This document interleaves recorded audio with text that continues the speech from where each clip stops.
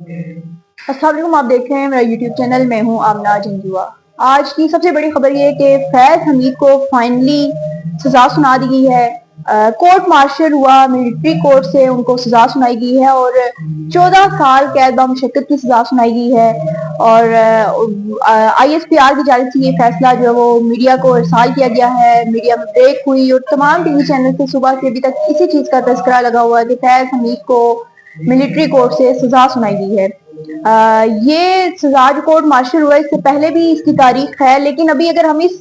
फैसले की तरफ आए तो फैज हमीद के पास अभी कौन कौन से रास्ते हैं। वो अपील भी कर सकते हैं। इसी फैसले में अगर हम देखें तो जो टिकट्स आए हमें मिले हैं या टीवी चैनल्स पे जो चलते हुए दिखाई दे रहे हैं, उसमें एक टिकट ये भी है कि फैज हमीद के पास जो है वो अपील का हक भी है, वो अपील भी कर सकते हैं। इसके अलावा इनका जो मिलिट्री कोर्ट का जो ट्रायल चला है, सारा ये कोर्ट मार्शल की जो कार्रवाई है वो 14 माह के दौरान चली है, जिसमें फैज हमीद को पूरा हक दिया गया है कि वो जो उन पे इल्जामात लगे हैं उनको गलत साबित करें। अगर हम बात करें सीक्रेट एक्ट की तो उसके तहत इनको सजा सुनाई गई। जब भी आर्मी का कोई इंटरनल मामला होता है तो मिलिट्री कोर्ट के तहत ही इनके जो ऑफिसर्स हैं इनको सजाएं सुनाई जाती हैं। तो फैज हमीद के ऊपर मुख्तलिफ इल्जामात थे, जिसमें इख्तियारात का नाजायज इस्तेमाल और ये सीक्रेट एक्ट वगैरह लगाकर उनको सजा सुनाई गई है। तो इस वक्त अगर हम बात करें कि फैज हमीद के पास कौन से रास्ते हैं, क्योंकि अपील का हक भी उन्हें दिया गया है, तो इस वक्त फैज हमीद जो अपील कर सकते हैं और वो अपील एक तो रिव्यू के लिए जाएगी जिसको हम नजरसानी बोलते हैं, और वो मिलिट्री कोर्ट में ही जाएगी। और इसके अलावा ज्यादातर चांसेस जो है वो ये हैं कि मिलिट्री कोर्ट में यहीं पर फैसला रिपीट हो जाएगा, यानी 14 साल जो कैद बामुशक्कत सजा सुनाई गई है, हो सकता है यही फैसला। और एक और रास्ता ये है कि आर्मी चीफ आसिम मुनीर के पास ये अपील जाए और फिर आसिम मुनीर के पास राइट होगा कि इसको डिसमिस करते हैं या फिर इसको सुनते हैं। उसमें आसिम मुनीर फैज हमीद की जो सजा है उसमें कमी भी कर सकते हैं और उनको माफ भी कर सकते हैं। तो ये एक रास्ता है। इससे पहले अगर हम बात करें तो हमारे पास इसके कोर्ट मार्शल के या फौजी जनरलों की अगर बात करें तो एक हिस्ट्री मौजूद है ऐसी जिसमें उनको सजा सुनाई जा सकती थी। वैसे अगर हम 27वीं आईनी तरमीम से पहले देखें, जब आईनी अदालतों का कयाम नहीं हुआ था, तो 199 के तहत जो है वो हाई कोर्ट में ये अपील जाती थी जब किसी भी जर्नल को मिलिट्री कोर्ट से सजा सुनाई जाती। तो लेकिन अब क्योंकि 27वीं आईनी तरमीम हो गई है तो ये कोर्ट पॉसिबिलिटी है कि ये मामला जो है अब आईनी अदालत में जाएगा और आईनी अदालत के तहत इसको जो है वो वहां पर कोई बेंच होगा या फिर कोई भी ये कोर्ट फैसला जो है वो उसमें सारा रिव्यू होगा और वो वहां से फिर इनको जो है वो माफी मिल सकती है, ये जो भी चीजें हो। लेकिन अब हाई कोर्ट में नहीं जाएगा। इम्कानात है कि ये फैसला अगर आता है सिविल कोर्ट में कहीं या फिर मिलिट्री कोर्ट से बाहर निकलकर या आर्मी चीफ से बाहर निकलकर ये फैसला अगर कहीं ये केस चलता है तो वो केस आईनी अदालत में चलेगा। इसके अलावा अगर हम तारीख की बात करें तो परवेज मुशर्रफ बहुत ही क्योंकि बहुत ज्यादा अगर पुरानी बात नहीं है ये, तो परवेज मुशर्रफ को पिछले चंद सालों में ही सजा सुनाई गई थी और परवेज मुशर्रफ पे गद्दारी का मुकदमा जो दर्ज किया गया था और सुप्रीम कोर्ट के ऑर्डर पर स्पेशल कोर्ट बनाई गई थी। 3 रुकनी ये कोर्ट थी और स्पेशल कोर्ट ने इस केस को सुना था और फिर परवेज मुशर्रफ को फांसी की सजा सुनाई गई थी। परवेज मुशर्रफ को जो फांसी की सजा सुनाई गई थी वो लाहौर हाई कोर्ट में जब दोबारा से रिव्यू के लिए गई, अपील के लिए गई, तो वहां से ये कहा जा रहा है कि इस फैसले को उड़ा दिया गया था। यानी कि परवेज मुशर्रफ भी ऐसे जर्नल हैं जिनको ये सजा जो सुनाई गई थी उनके मरने के बाद, क्योंकि जब ये फैसला आया था फांसी की सजा सुनाई गई थी तो परवेज मुशर्रफ अपनी तबीयी मौत जो है वो मर चुके थे। इसका कोई खास फर्क नहीं पड़ना था। एक तारीख में लिखा जाता कि जो आर्टिकल 6 लगा था या गद्दारी की सजा परवेज मुशर्रफ को सुनाई गई है। इसके अलावा अगर हम बात करें असद दुरानी, जनरल असद दुरानी पे भी ये केस चला था और असद दुरानी पे भी सीक्रेट एक्ट लगा था। असद दुरानी ने एक किताब लिखी थी जो राह के उसके साथ मिलकर एक किताब इन्होंने लिखी थी दोनों ने, तो उस पे भी इनको सजा सुनाई गई थी और इस पे सजा ये थी कि सिर्फ इनकी जो बेनिफिट्स होते हैं, पेंशन और दीगर बेनिफिट्स होते हैं, उनको बंद कर दिया गया था। लेकिन असद दुरानी ने भी अपील की थी जिसको बाद में माफ कर दिया गया था। यानी कि परवेज मुशर्रफ का भी फैसला जो कंट्रोवर्शियल ही है। कोई नहीं कह सकता कि परवेज मुशर्रफ मरने के बाद भी जो सजा सुनाई गई है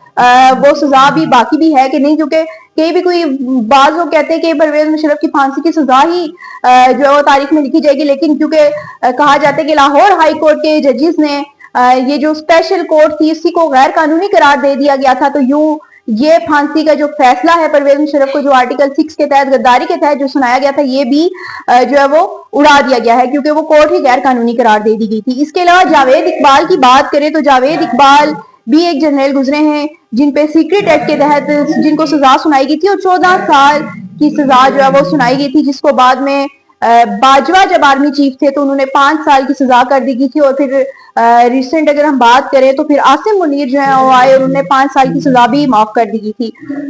پرویز مشرف کے ساتھ اگر ہم بات کریں تو نواز شریف نے ایک نام جو ہمارے سامنے آیا تھا جنرل ضیاء بٹ، ان کو مشرف کے اوپر لگانے کی کوشش کی تھی۔ جب یہ ساری ریجیم چینج کی بات کریں یا مشرف اور نواز شریف آمنے سامنے آئے تھے تو تب جنرل ضیاء بٹ پہ جو ہے وہ مقدمہ چلا تھا ملٹری کورٹ سے، ان کا بھی کورٹ مارشل ہوا تھا، لیکن انہیں مشرف ہی نے معاف کر دیا تھا، یعنی انہیں نہیں مقدمہ انہیں کے دور حکومت میں چلا تھا اور انہوں نے اس کو بھی رفع دفع کر دیا تھا۔ اس کے علاوہ 2 نام اور گزرے ہیں، میجر جنرل ظہیر الدین اور مستنصر باللہ بریگیڈیئر تھے، یہ ان پہ بھی ملٹری کورٹ سے بغاوت کی سزائیں ہوئی ہیں۔ تو یہ جو ایک نام کچھ میں نے بتائے ہیں وہ یہ ہیں کہ جتنے بھی اس طرح کے نام آئے ہیں ان کو کہیں نہ کہیں بعد میں اپیلیں ہوتی رہی اور پھر بعد میں آنے والے آرمی چیف جو تھے انہوں نے ان کو سزائیں ان کی معاف کی اور یہ تمام تر چیزیں ہوئیں۔ لیکن اگر ہم بات کریں اس کی فیض حمید کی، تو فیض حمید کی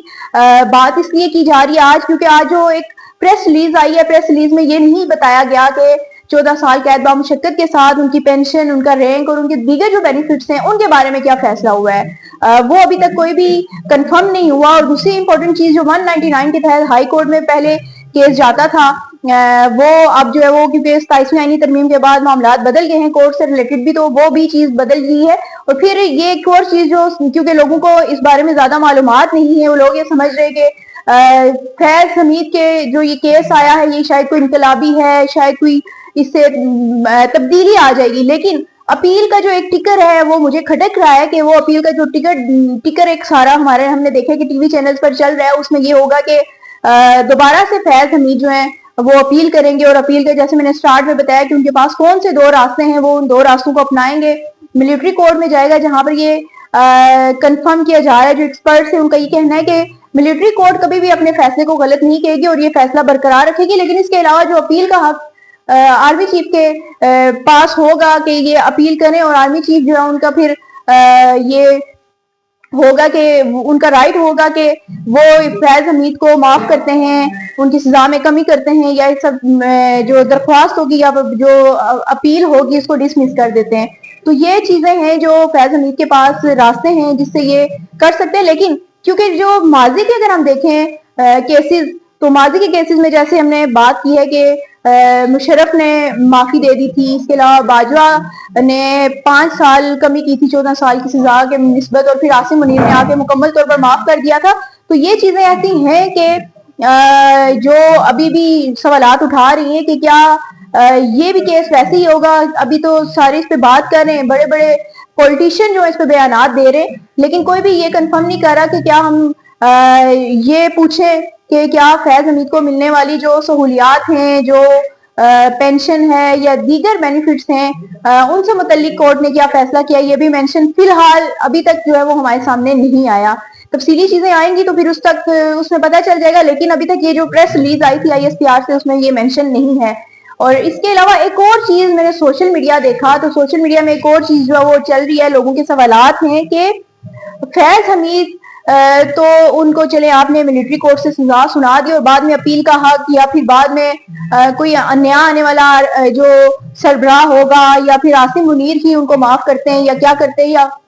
عدالتوں میں یا آئینی بینچ میں یا آئینی عدالت میں یہ اگر کوئی چیز آتی ہے تو وہ تو الگ چیز ہے، وہ تو دوبارہ سے کیس چلے گا اور اس میں چیزیں سامنے آئیں گی۔ لیکن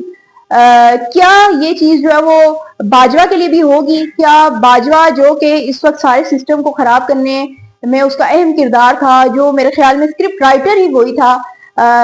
وہ جو فیض حمید کا بوس تھا، جس کے کہنے پہ فیض حمید نے سارے یہ کارنامے کیے تھے، کیا اس کو بھی سزا ملے گی یا نہیں؟ کیونکہ نواز شریف نے 2 سال بعد جب کچھ عرصہ پہلے ہم نے دیکھا ہے، کچھ دن پہلے خاموشی توڑی تو انہوں نے یہی مطالبہ کیا تھا کہ فیض حمید اور باجوہ کو بھی سزا سنائی جائے، لیکن فی الحال ہمیں آج